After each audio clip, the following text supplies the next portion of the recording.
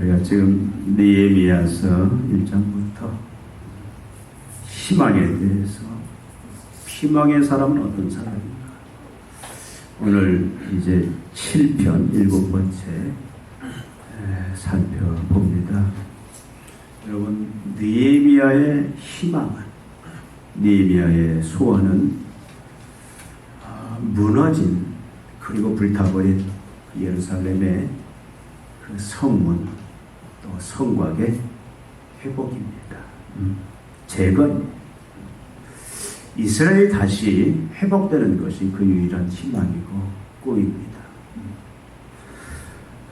하나님 나라의 회복, 하나님이 다윗과 약속한 이제 다윗의 아들 후손이 옴으로 인하여 하나님 나라가 다시 세워지고 온 세상을 통치하는 나라, 온 세상을 하나님이 다스린 나라, 그로 말미암아 구원, 자유, 해방, 안식이 주어지는, 바로 그것이 느헤미야의 유일한 희망입니다. 우리가 살펴본 것처럼 느헤미야는 예루살렘이 회복될 것을 기대했지만, 그러나 성문이 다 불타버리고 성곽이 무너진, 그래서 백성들은 환난과 고난 속에서 바로 불안, 공포의 삶을 산다라는 소식을 듣고 슬픔에 빠졌죠. 그런데 이로 인해 느헤미야가 깊은 수심에 빠졌지만 하나님이 이것을 이제 은혜로 바꾸셨죠. 그의 얼굴에 있는 수심을 보고 왕이 너 얼굴에 왜 수심이 있느냐 묻게 하십니다. 그래서 왕은 이 느헤미야 왕에게 내 조상의 묘가 있는, 묘소가 있는 예루살렘 성이 다 회파되고 불타버렸다. 그러니 내가 슬프지 아니할 수가 있겠느냐. 자연스럽게 금기와 같은 그 대답을 합니다. 하나님이 왕에게 은혜를 입히사 또 어떻게 합니까? 그럼 네가 원하는 게 뭐냐? 그때 어떻게 했죠? 느헤미야가 하나님 앞에 묵도했다. 그 말은 무슨 말이라고 그랬죠? 바로 하나님께서만 눈에 보이는 왕보다 더 큰 최종 결정권자, 절대 주권자임을 인정하는 믿음의 표현이었고, 그가 묵도함으로 이제 그가 원하는 바들을 다 담대하게 말합니다. 바로 오늘은 왕에게 자신이 원하는 바를 다 담대하게 말하는 그런 본문입니다.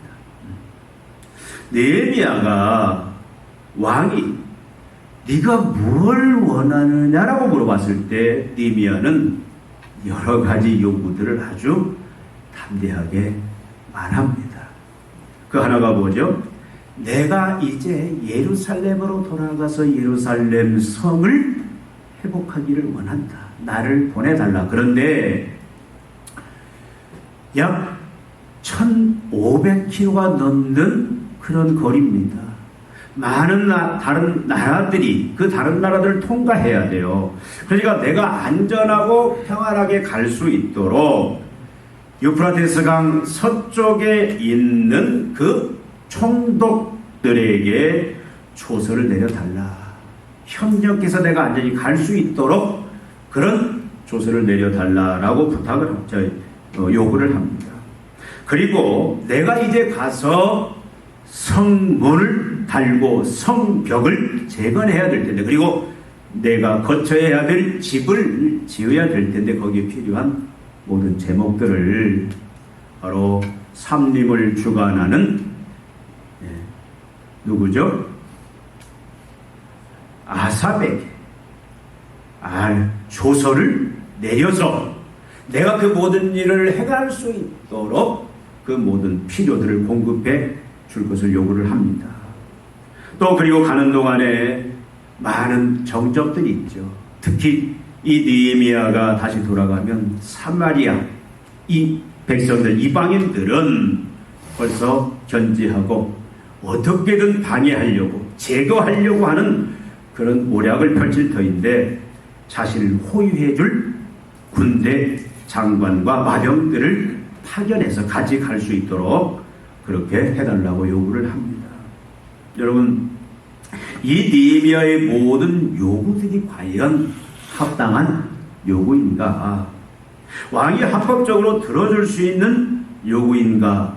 라는 부분에 우리가 한번 주목해야 됩니다. 여러분, 이 느헤미야의 요구는 어떻게 보면은 극히 개인적인 요청들이에요. 이것이 국가적이거나 공적이라고 할 수 없습니다. 물론 유다 땅도 이 페르시아의 일부예요. 그러나 어떻게 보면 느헤미야 개인의 고향이고 민족에게 특혜를 달라고 요청하는 그런 극히 개인적인 요청으로 볼 수 있다 그 말입니다. 술 맡은 관원이 왕에게 신뢰를 받고 총애를 받는 그런 대단한 위치지만, 그러나 술 맡은 관원이 요청하기는 오늘 요청하는 이 모든 부분들이 너무 과한 것들이다라는 거예요. 여러분, 어떻게 보면 이 요구가 뭐냐면 자신이 가서 예루살렘 성을 재건하는데 이 필요한 이 요구들 보면은 페르시아 제국에 여러분 여기 말하면 국방부 장관을 움직여서 국방부 장관이 최고의 군사령관과 마병들을 나와 함께해서 나를 지켜달라. 어떻게 보면 국방부 장관을 움직여달라는 그런 요청입니다. 또 어떻게 보면 또 건설부 장관. 아삽으로 하여금 내가 성문 모든 필요한 내 거처에 제목들을 쓸 수 있도록 필요한 모든 것들을 다 공급해 줄 수 있는 조서. 누구를 움직이는 거예요? 여러분, 건설부 장관을 움직이는 그런 요청입니다. 나아가서 총독들은 뭡니까? 여러분, 이 당시에 페르시아 제국의 휘하에는 약 128 방백들이 있어요. 그 총독들, 도지사들, 그런 도지사나 주지사들을 움직여서 어떻게 자기가 통과하는데 안전과 또 평안이 갈 수 있도록 협조해달라는 그 요청입니다. 이 느헤미야가 자연스럽게 요청하기는 너무도 과하고 황당한 그런 요청일 수밖에 없다라는 거예요. 아무리 왕과 친밀한다 할지라도, 왕의 총애를 받고 왕의 신뢰를 입는다 할지라도 이런 개인적인 요청을 하기에는 여러분, 이것은 너무 과한 것일 수 있다 그 말입니다.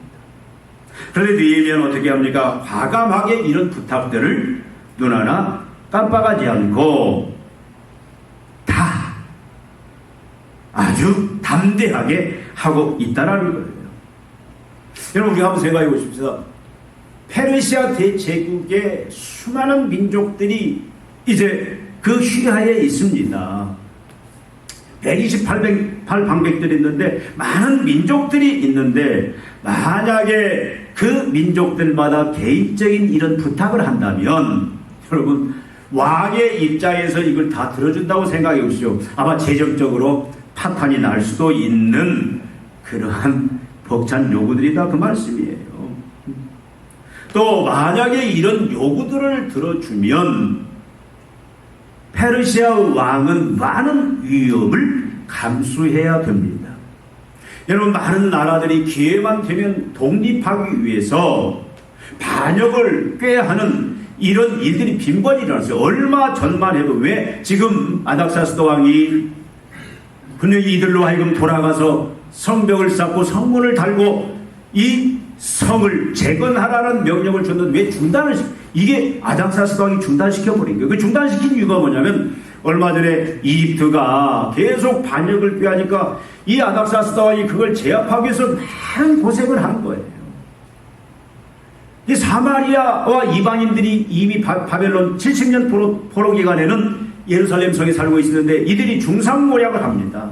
처음에 이들이 돌아왔을 때 우리가 같이 성벽을 쌓자라고 성전을 같이 짓자 요구했는데 너희들은 더러운 혼혈된 거룩하지 못한 그런 백성들이기 때문에 같이 할 수 없다. 그러니까 사마리아인들이 어떻게 했어요? 방해합니다. 중상모략합니다. 아닥사스다 왕에게 어떻게 중상모략을 하냐면, 지금 이스라엘 백성들은 지금 성벽을 쌓는 그 이유가, 성벽을 재건하려고 하는 이유가 힘을 강화시켜서 이제 반역을 꾀하고 독립을 하려고 하는 것입니다 라고 중상모략을 하니까 아닥사스다 왕은요, 그걸 지키기 위해서 성벽 쌓는 걸 중단시켜버리지 않았습니까?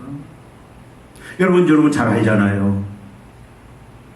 모세가 태어난 그 시기에 하나님께서 분명히 아브라함의 후손을 이집트에 보내서 큰 민족, 백성을 만드시는 그 계획을 세웠습니다. 그런데 하나님의 은혜 가운데 이제 막 백성들이 번성하기 시작하는 거예요. 그러니까 이제 새로운 왕조가 세워졌을 때 바로 왕이 뭘 염려합니까? 저 민족이 강성해지면은 어떻게? 이제 반역을 꾀하고 우리를 벗어날 것이다. 그럼 얼마나 많은 노동력을 상실합니까? 그러니까 바로 왕이 어떻게 해요? 인구 억제 정책을 쓰잖아요. 안 되니까 모든 사리아이를 다 강에 던져 죽이라는 그런 그 정책을 꾀합니다. 만약에 지금 아닥사스다 왕이 느헤미야의 이 모든 요구를 들어줘서 이것이 실행이 되어서 예루살렘이 안정이 되고 이스라엘이 더 강해진다면 아닥사스다 왕의 입장에서는 이런 위협을 감수해야 된다는 것도 있어요. 근데 어떻게 보면은 이 느헤미야의 요구가 정상적이고 들어줄 만한 요구라기보다는 어떻게 보면 기가 막히고 황당한 요구다라고 우리는 생각해 볼 수 있습니다. 여러분, 그럼에도 불구하고 느헤미야는 아닥사스다 왕에게 담대하게 희망의 여러 가지 요구들을 합니다. 우리가 살펴본 대로 크게 세 가지 요구를 하지 않습니까? 근데 여러분, 더 놀라운 것은 왕이 즉시 이 모든 요구들을 다 응답해 주었다라는 거예요. 이걸로 인해서 바로 우리가 잘 아는 대로 이 3차 귀환, 여러분 이스라엘 백성들이 바벨론 70년 포로 기간 후에 1차, 2차, 3차 귀환을 하지 않습니까? 1차는 BC 538년에 스룹바벨의 인도하에 약 5만 명이 귀환을 합니다. 그리고 2차는 BC 458년 에스라의 인도하에 귀환을 하고, 그리고 바로 이제 이 요구를 왕이 들어줌으로 인하여 BC 445년에 느헤미야가 이스라엘 백성들을 이끌고 3차 귀환을 합니다. 여러분, 느헤미야의 희망이 마침내 이 아닥사스다 왕의 이 선한 그 응답을 통하여 이루어진다라는 거예요. 이것이 어떻게 가능하냐라는 겁니다. 여러분, 느헤미야의 이 요구를 아닥사스다 왕이 들어준 이 사실에 대해서 느헤미야가 어떻게 고백을 합니까? 이 모든 것이 하나님의 개입의 역사였다라고 고백하면서 하나님께 찬양을 올립니다. 어떻게 보면은 여러분, 우리가 사람의 관점으로 바라볼 때는 여러분, 하나님의 선한 손이, 내 하나님의 선한 손이 이 모든 것을 이루었다라고 지금 느헤미야가 고백하는데, 여러분 느헤미야 입장에서는 여러 가지 다른 시각으로 볼 수 있잖아요. 여러분, 느헤미야가 분명히 대단한 사람에는 분명합니다. 왕의 신뢰를 받고 왕의 총애를 입을 정도, 그것도 포로 국가의 백성으로서 그런 왕의 신뢰와 총애를 얻는다는 것은 느헤미야가 얼마나 진실된 사람이고 얼마나 성실한 사람인지 우리에게 보여주는 면이에요. 어떻게 보면 우리가 사람의 관점으로는 느헤미야의 그런 개인적인 그런 인격들, 또 그 성실함들, 진실함이 그 희망을 이루어 드릴 수 있는 원인이었다라고 느헤미야가 얼마든지 자기를 자랑할 수도 있는 겁니다. 아닥사스다 왕이 참 선한 왕이다. 아닥사스다 왕이 이렇게 은혜를 베풀어서 이 드디어 그동안 포로 귀환 이후에 193년 동안 지체되었던 2차 포로 귀환 후에 13년 동안 지체되었던 그 좌절되었던 희망이 이제 이루어지는구나. 어떻게 보면 우리가 사람의 관점을 볼 때는 누구를 칭송해야 돼요? 아닥사스다 왕을 칭송해야 돼요. 아닥사스다 왕이 실권자잖아요. 그런데 느헤미야는 이 모든 것을 우리가 읽어본 대로 뭐라고 이야기합니까? 내 하나님의 선한 손이 나를 도우심으로 왕이 허락을 했다.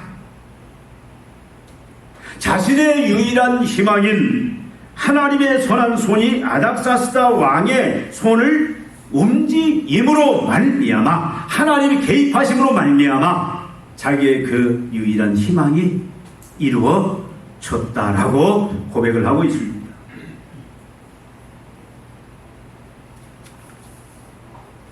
여러분, 우리가 쭉 지금 살펴본 대로 느헤미야의 삶에는 많은 위기가 있었어요. 그의 유일한 희망, 꿈은, 그의 사명은 뭡니까? 형통자의 삶이에요. 여러분, 형통자가 뭐냐? 지난 우리가 살펴봤잖아요. 형통이라는 것은 하나님이 나를 통해서 이루시고자 하는 하나님의 계획, 나의 직업, 나의 모든 전반적인 삶을 통해서 하나님이 계획하신 그 나를 통해서 이루시고자 하는 그 하나님의 계획을 내가 시작과 과정과 끝까지 성공적으로 다 이루어내는 것, 완수해내는 것, 그것을 우리는 형통이다, 그렇게 설명을 합니다. 그러니까 성경이 말하는 형통의 개념은 하나님이 나를 이 땅에 보내신 그 사명을 내가 마지막까지 내 모든 시간들, 재물들, 또 모든 재능들, 나에 속한 모든 것들을 가지고 그것을 성공적으로 이루어내는 것, 그것이 형통의 진정한 의미예요. 여러분, 느헤미야는 이 형통자가 되는 것이 그의 유일한 소망이었고, 우리가 전에 살펴본 대로 그것을 이룰 수 있도록 내 힘으로는 할 수 없사오니 하나님 왕에게, 내 주위 모든 환경에 은혜를 입히셔서 이 형통자의 삶을 살아낼 수 있게 해달라고 기도했던 것들을 우리는 볼 수가 있습니다. 여러분, 느헤미야가 지금까지 어떻게 왔습니까? 예루살렘 성이 회파된 것을 보고 그의 희망이 다 불타버리고 무너진 것을 보고 그는 절망에 빠지지만 어떻게 했습니까? 절망에 빠지지 않아요. 왜?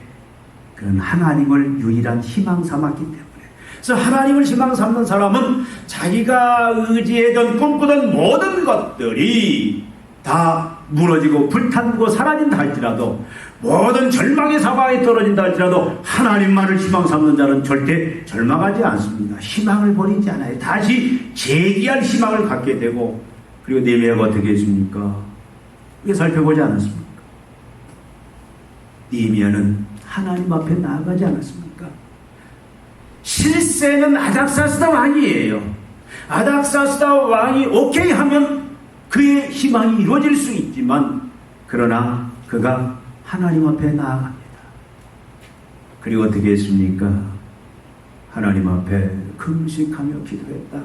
하나님만 전적으로 목숨 내던지고 의지했다. 우리가 그 부분들을 살펴봤어요.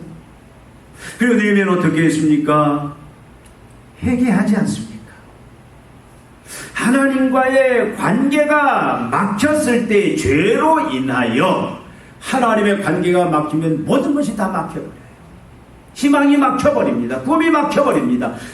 그럼에도 불구하고 하나님이 약속했습니다. 회개하면 너희가 비록 하늘 끝 절망의 자리, 저주의 자리에 떨어진다 할지라도 너희가 회개하면, 나와의 관계를 다시 회복하면 너희들이 하늘 중심 영광의 자리에, 하나님의 축복의 자리에, 안식의 자리에, 가장 존귀한 자리에 다시 앉혀줄 거다라는 하나님의 그 약속을 기억하고 어떻게 합니까?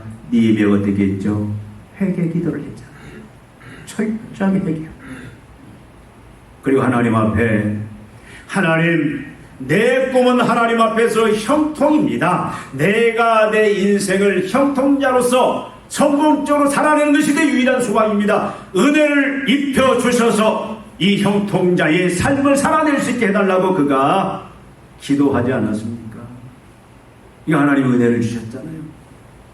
수심이 발각되어서 왕에게 죽음을 당할 수 있는 그런 절박한 상황에도 하나님이 왕의 마음을 돌이켜 주셨잖아요. 긍휼의 마음으로, 느헤미야의 그 근심의 마음으로 돌아오게 하셔서 네가 왜 걱정하느냐, 그 근심의 원인을 듣게 하고, 그러면 내가 너를 도와주기를 원하는데 네가 뭘 원하느냐. 그때 어떻게 했습니까? 그가 보인 자세가 묵도했다. 그 말은 눈에 보일 때에는 이 모든 자기의 희망, 자기의 유일한 소망을 이루어 줄 수 있는 자가 눈에 보이는 왕이지만 그 왕보다 더 큰 이가 있다. 최종 결정권자가 있다. 그것을 나타내는 믿음의 고백이 뭐였습니까? 묵도한 거예요. 잠시죠. 얼마나 대단한 믿음입니다. 근데 그것뿐만 아니라 그가 이제 왕 앞에 모든 것을 다 여러 가지를 담대하게 다 낱낱이 요구할 수 있었던 그 이유가, 어디 보면 또 그 요구의 왕이 생각해보자, 국무회의를 통해서 다시 한번 이 부분을 한번 내가 고려해보겠다, 그런 것이 아니라 그 자리에서 즉시 그 요구에 기꺼이 단번에 왕이 들어주신 이것은, 모든 것을 왕이 허락한 것은 여러분 느헤미야의 고백처럼 하나님의 개입인데, 느헤미야가 그렇게 왕에게 다 맡기고 그게 왕을 신뢰하면서 다 구할 수 있었던 것은, 어떻게 보면 너무 기가 막히고 황당한 요구지만 다 구할 수 있었던 것은 뭡니까? 하나님에 대한 시각입니다. 하나님이 최종 결정권자, 왕위에 진정한 왕위요 최종 결정권자임을 믿는 믿음뿐만 아니라 하나님의 손이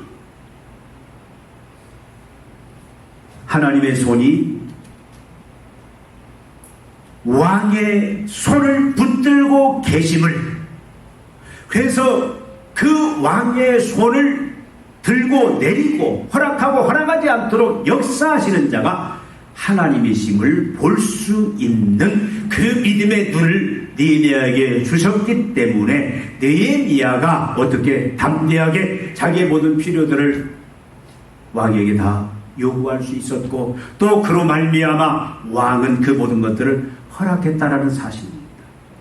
여러분, 이 왕의 고백 속에서, 느헤미야의 고백 속에서 살펴볼, 오늘 본문 말씀 속에서 살펴볼 수 있는 중요한 메시지들이 뭐냐. 지금까지 우리가 나눈 말씀들을 정리해 보면은,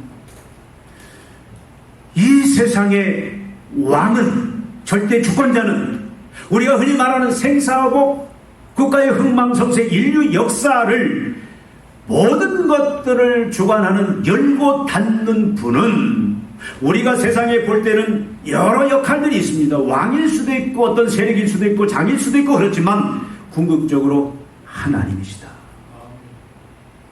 그 하나님이 사랑하는 백성들과, 특히 어떤 백성들, 형통을 꿈꾸는 자, 하나님만을 희망으로 삼고 하나님께서 주신 그 사명을 성공적으로 이루기를 원하는 그런 형통을 꿈꾸고 그 형통자의 삶을 위해서 하나님의 은혜 주시기를 간절히 사모하는 그런 자들에게 그 하나님의 그 능력의 손에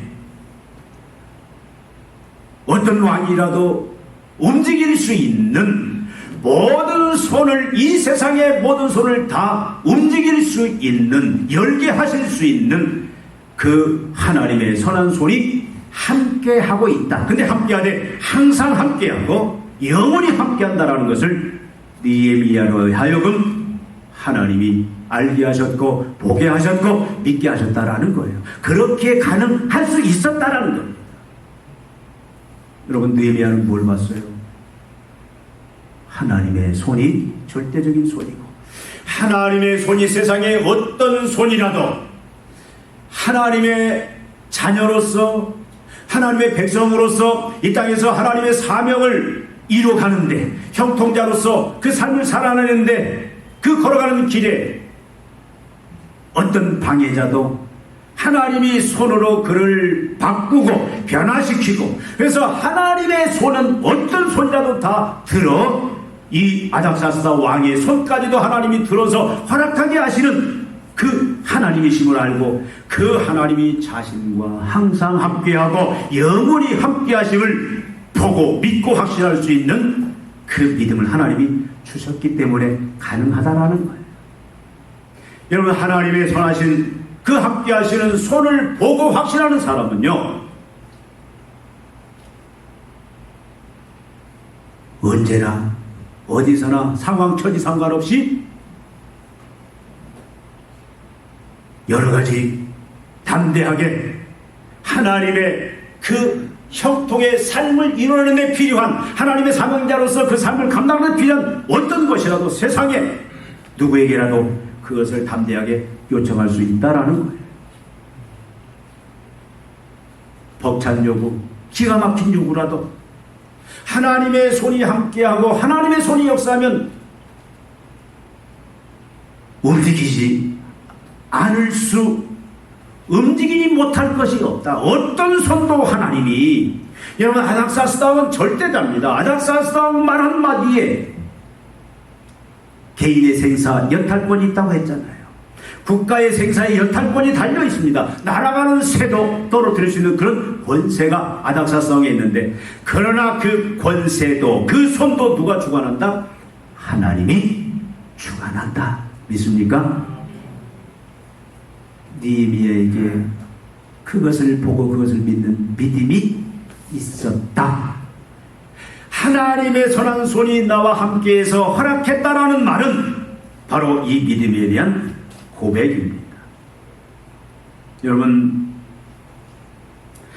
느헤미야는 왕의 손을 보지만 왕의 손이 자기의 희망을 이룰 수 있는 유일한 손이라고 그가 믿었지만, 그러나 그 손을 움직이시는 하나님의 그 손을 움직이시는 분은 하나님이고 하나님의 손이고, 그래서 하나님의 손이 자기와 함께하고 하나님의 손이 역사할 때 내게 그 느헤미야 아닥사스다 왕의 손을 움직여서 희망을 이룰 수 있다라고 그런 확신하고 이제 그런 요구들을 담대히 할 수 있었습니다.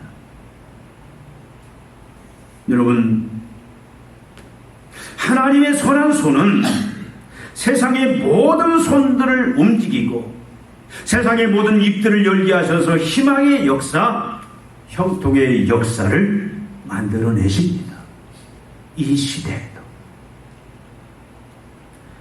여러분, 하나님의 선한 손을 보고 붙잡고 희망을 위한 요구들을 담대하게 하는 이 느헤미야에게 하나님은 어떻게 역사하십니까?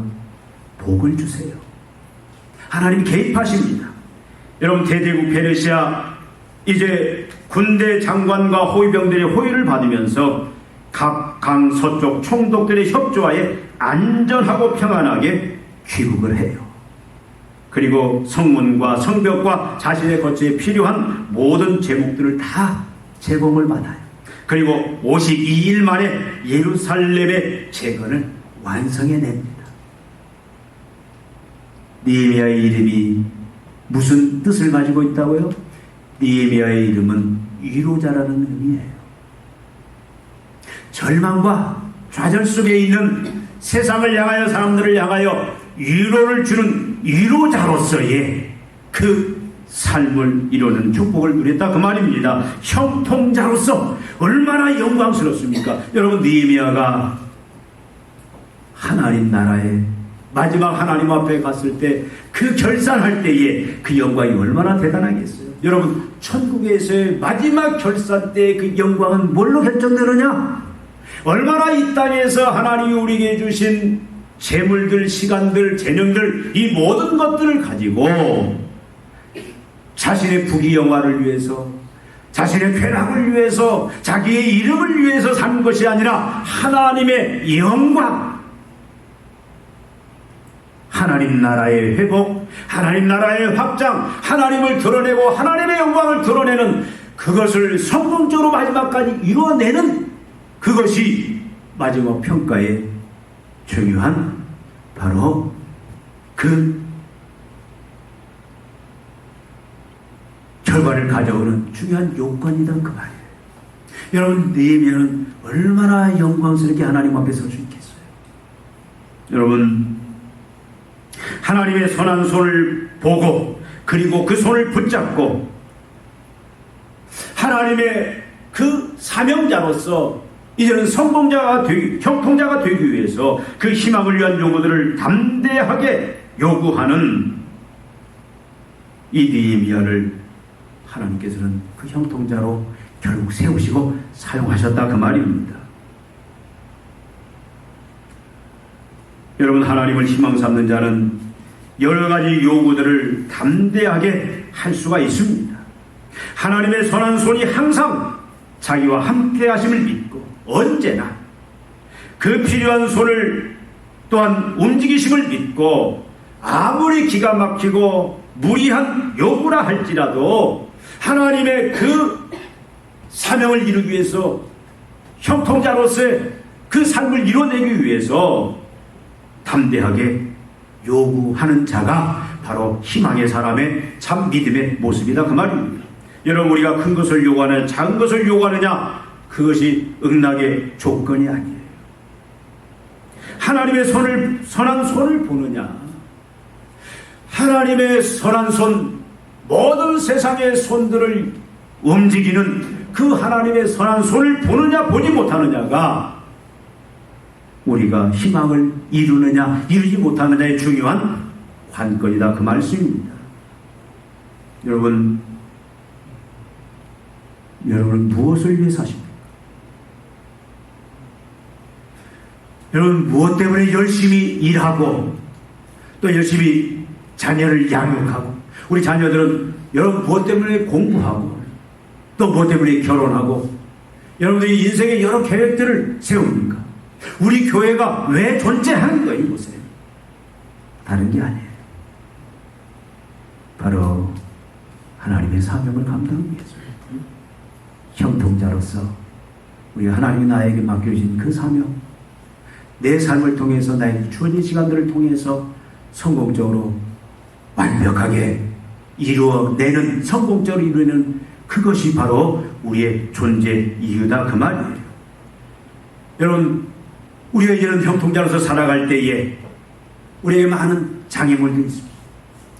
우리가 희망하는 것들이 때로는 불타버리고 다 무너지는 그런 절망의 상황을 만날 수도 있어요. 육체적으로, 물질적으로, 또 인간관계 속에서, 또 자녀들의 문제 속에서, 또 교회 문제 속에서 모든 희망이 다 무너지고 불타버리는 그런 상황들을 만날 수 있습니다. 어떻게 보면 한국교회가 위기라고 합니다. 모든 것이 참 어려움 속에 있는 이런 현실 속에 우리는 살아가고 있습니다. 그럼에도 불구하고 저와 여러분은, 우리 교회는 이 시대에 하나님이 우리에게 맡겨주신 사명들, 나를 통해서 또 우리 자녀들을 통해서 우리 교회를 통해서 하나님이 이루시고자 하는 그 계획들을 우리가 시정일관 모든 시작과 가정과 끝을 성공적으로 우리는 다 완수해 내야만 돼요. 이것이 간절해야 됩니다. 말씀드린 대로 느헤미야처럼 이것이 이루어지지 않을 때는 우리가 수심에 가득 차서 먹지도 못하고 입지도 못하고 자지도 못하고 모든 삶에 수심이 가득 찰 만큼, 그런 근심에 쌓일 만큼 우리는 그렇게 사모해야 된다 그 말. 그러나 여러분, 우리는 그것들이 막힐 때 염려할 필요는 없습니다. 우리는 뭘 봐야 됩니까?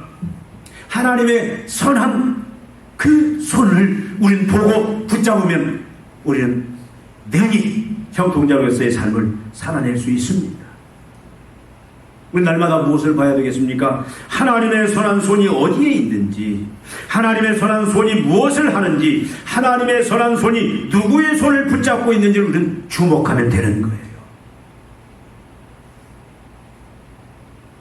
여러분, 매일매일 여기에 우리는 주목해야 됩니다.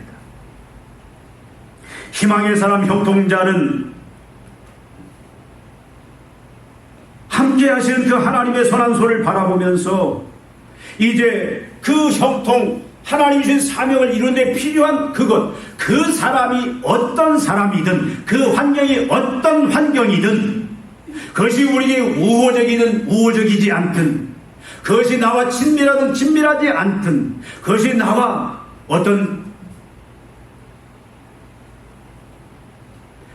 나를 신뢰하고 총애하든 총애하지 않든, 우리는 어떻게 합니까?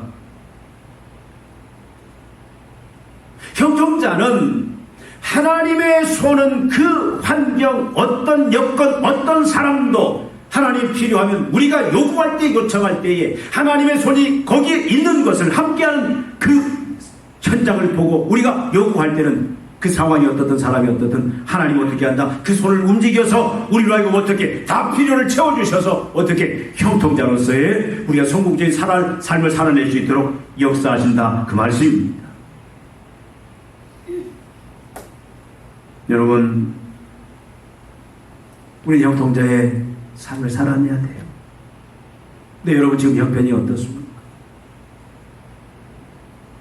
나는 건강이 없어, 나는 물질이 없어, 나는 인맥이 없어, 나를 도와줄 사람이 없어. 우린 그럴 좌절에 빠질 필요가 없어.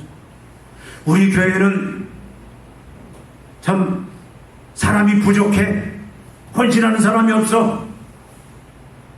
그것 때문에 우리는 좌절하고 연명할 필요가 없다, 그 말이죠. 중요한 것은 무엇입니까? 하나님의 절대적인 그 선한 손을 여러분들이 보느냐 못 보느냐. 세상 손만 보지 마십시오. 하나님의 손을 보지 못하면 우리는 우리 희망을 이루고자 사람들에게 매달리고 애원하고 사람들이 구걸하기 시작하는 거예요. 그것은 희망의 사람의 참모습이 아닙니다. 저희도 말씀드렸죠. 우리는 세상 사람에게, 세상에게 무릎 꿇어서도 애걸하고 구걸해서도 안 됩니다. 하나님이 선한 손으로 모든 손을 움직여 우리로 하여금 형통자의 우리의 사명을 감당케 해주시는 그 하나님이심을 믿는 그 희망의 사람들은, 믿음의 사람들은 어떻게 하는 거예요? 하나님의 손이 어디에 있느냐, 누구와 함께 하시느냐, 그걸 본다면 우리는 담대하게, 당당하게 우리는 요청하고 요구해야 됩니다. 여러분, 모세를 보십시오. 모세가 하나님 앞에 사명을 받습니다. 내 백성을 이제 바로의 손에서, 흑암의 손에서, 사단의 손에서 이제 건져내어 그를 해방시켜라. 이제 하나님의 나라, 이제 하나님 나라 백성으로서 세상에 그 제사장 나라의 역할을 감당하는 그 영광의 나라로 세우기를 원하는데 네가 해방시켜라. 모세가 어떻게 했습니까? 그가 맡은 사명이에요. 그걸 이뤄내야 돼요. 그런 하나님의 손이 그 당시 최고의 힘을 가지고 있는 바로의 손을 붙들고 있음을 모세는 바라봤던 거예요. 바로의 100만 대군의 그 손을 하나님이 붙들고 있음을, 하나님의 손에 있음을 보았기 때문에 모세가 어떻게 합니까? 바로에게 두려워하지 않아요. 가서 당당하게 요구합니다. 내 백성 내어 놔라. 내 백성 놔라. 두려워하지 않아요. 당당하게 요구합니다. 왜? 하나님이 절대 주권자고 바로의 그 손도, 100만 대군의 손도 하나님의 선한 손 아래에 하나님이 그 손들을 움직이시는 것을 알기 때문에 그는 담대하게 가서 요구했어요. 그러니까 어떻게 합니까? 바로가 저항하다가 결국은 다 내어놓지 않습니까? 대항하고 저항할 때 하나님 어떻게 해요? 그 100만 대군을 다 물에 수장시켜서 방해하지 못하도록, 그래서 모세로 하여금 그 사명을 감당하도록, 형통자로서 그 역할을 감당하도록 하나님이 그 선한 손으로 역사하시지 않냐 그 말이 아니냐 그 말이. 여러분, 모세가 이제 출애굽할 때 어떻게 합니까? 하나님이 요구해요. 백성들에게 너희는 가서 애굽 사람들의 집에 들어가서 의복과 은금 패물을 다 취하여 가지고 나와라. 여러분, 어제까지 상전으로 모시던 그런 두려운 존재 앞에 가서 의복 내놓으시오, 금 내놓으시오, 은 내놓으시오, 패물 내놓으시오 요구할 수 있습니까? 사람마다 차이가 달랐어요. 하나님이 절대의 주권자, 하나님의 손이 바로의 손과 이집트 백성들의 손을 붙들고 그들의 손을 마음대로 열고 닫게 하시는 하나님이심을 아는 자들은 어떻게 했습니까? 당당히 찾아가서 어제까지 자기가 상전으로 모시던 자기를 죽이고도 살릴 수 있는 그런 권세를 가진 자들 앞에 가서 어떻게 합니까? 의복 내놓아라, 은금 패물 내놓아라. 그래서 이 믿음으로 취하여 그것들을 가지고 가서 어떻게 했습니까? 그걸로 인하여 여러분, 하나님 나라를 세우는데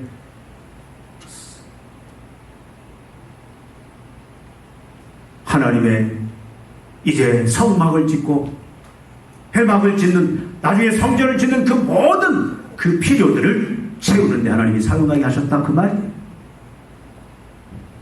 여러분, 여러분의 사명이 뭡니까? 여러분의 소명이 뭡니까? 우리는 우리의 직업을 통해서, 우리 삶을 통해서 하나님의 그 영광을 드러내야 돼요. 하나님의 사명을 감당해야 돼요. 우리 교회가 그 사명을 감당해야 됩니다. 여러분, 여러분의 지금 처지 형편이 어떤지 그건 보지 마십시오. 내 지혜, 내 능력이, 내 출신이, 내 가정이, 내 손에 있는 것이, 내 나이가, 내 건강이, 그것들은 여러분 아무 문제도 되지 않습니다. 하나님이 나와 함께 하십니다. 모든 세상의 손을 움직이는 하나님의 그 전능의 손을, 선한 손을 여러분이 보고 있느냐? 그래서 여러분 그 손이 함께하고 그 하는 일을 여러분들이 보실 수 있는 믿음이 있다면 여러분 담대하게, 당당하게 여러분 하나님의 사명자로서 필요한 것들을 요구할 수 있다 그 말입니다. 여러분이 세상을 향하여 복음을 전하는 자들입니다. 예수님께서 하셨듯이 지금 세상 사람들은 사단의 손에, 죄악의 손에 갇혀 있어요. 우리는 가서 외쳐야 됩니다. 하나님의 손이 여전히 사단의 그 손과 모든 세상의 손들을 하나님의 손이 주관한다 그러면 우리는 가서 당당하게, 우리 전도도 여러분 구걸하는 게 아닙니다. 사단과 죄악에 갇혀있는 영혼들 내놓아라. 우리가 예수의 복음으로 이제 그들에게 우리는 당당히 요구하고 끄집어내는 것이, 그것이 바로 성공자로서의 마땅한 그런 믿음의 모습이다 그 말이에요. 여러분, 하나님에서 꿈꾸는 것들이 있지 않습니까? 나는 물질을 통해서, 나는 건강을 통해서.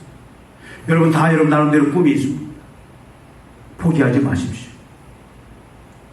하나님의 영광을 위한 꿈이고 소망이고 희망이라면 하나님은 영원히 함께 하시고, 그리고 하나님은 전능하신 그 선한 손길로 여러분의 그 필요를 위한, 그래서 그것을 여러분의 그 길을 막는 그 손을 하나님이 열고 닫으심으로 말미암아 결국 여러분들을 형통자로서 성공적으로 살게 해주신다 그 말이에요. 구하십시오. 여러분 물질을 막는 그런 환경들, 그런 상황들이 있습니까? 여러분 건강을 막는, 여러분의 하나님 앞에 형통자의 그 길을 막는 것들이 있습니까? 여러분 걱정하지 마세요. 당당하게 요구하십시오. 하나님의 선한 손길이 모든 것들을 풀어주고, 그래서 하나님이 그 요구들을 다 들어주고, 어떤 요구를 할지라도, 그래서 우리로 하여금 형통자의 삶, 또 하나님의 그 희망을 이루어드리는 그런 삶으로 우리를 이끌어 주실 줄로 믿습니다. 기도하시겠습니다. 하나님 아버지,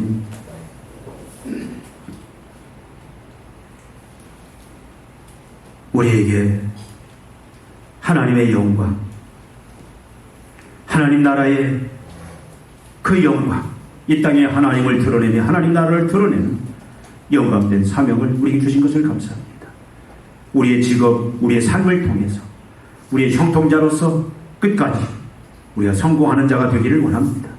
아버지 하나님, 참으로 하나님의 선한 손길이 나와 함께 하심을 이제 볼 수 있는 믿음을 주시고, 하나님의 선한 손길이 함께할 때에 모든 것을 참으로 세상에 어떤 막강한 그 손길이라 할지라도 하나님이 열고 닫고 하나님이 제거하시는 그 이제 섭리 앞에 우리가 믿음으로 이제 하나님 바라보면서 주님 담대하게 요구하면서 형통자의 삶을 살아갈 수 있는 은혜의 백성들 되게 하여 주시옵소서.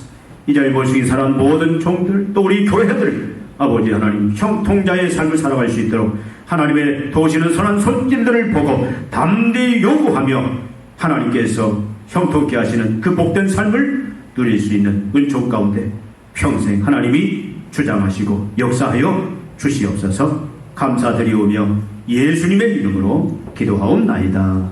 아멘.